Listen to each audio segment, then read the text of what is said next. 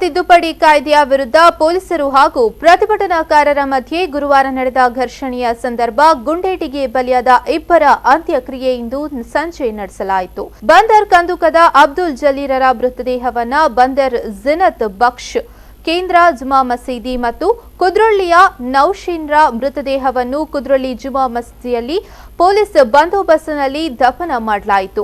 Highland ಆಸ್ಪತ್ರೆಯಿಂದ 2 ಮೃತದೇಹವನ್ನು ಮುಂಜಾನೆ ವೆನ್ಲಾಕ್ ಆಸ್ಪತ್ರೆಯ ಶವಗಾರಕ್ಕೆ ಕೊಂಡೊಯ್ದು ಅಲ್ಲಿ ಜಿಲ್ಲಾಧಿಕಾರಿ ಸಿಂಧು ಬಿ ರೂಪೇಶ್ ಮತ್ತು ಮಂಗಳೂರು ತಹಶೀಲ್ದಾರ್ ಗುರುಪ್ರಸಾದ್ ಸಮ್ಮುಖ ಮರಣೋತ್ತರ ಪರೀಕ್ಷೆ ನಡೆಸಿದರು.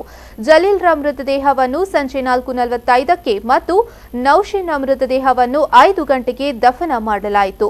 ಮುನ್ನೆಚ್ಚರಿಕೆ ಕ್ರಮವಾಗಿ 2 ಕಡೆಯಲ್ಲೂ ಪೊಲೀಸ್ ಬಂದೋಬಸ್ತ್ ಏರ್ಪಡಿಸಲಾಗಿತ್ತು. ಈ ಸಂದರ್ಭ ಮಾಜಿ ಸಚಿವರಾದ ಯುಟಿ ಖಾದರ್, ರಮಾನಾಥ್ ರೈ, ಮಾಜಿ ಶಾಸಕರಾದ ಆರ್ಜೆ ಲೋಬೋ ಹಾಗೂ ಇತರರು ಈ ಸಂದರ್ಭ ಉಪಸ್ಥಿತರಿದ್ದರು.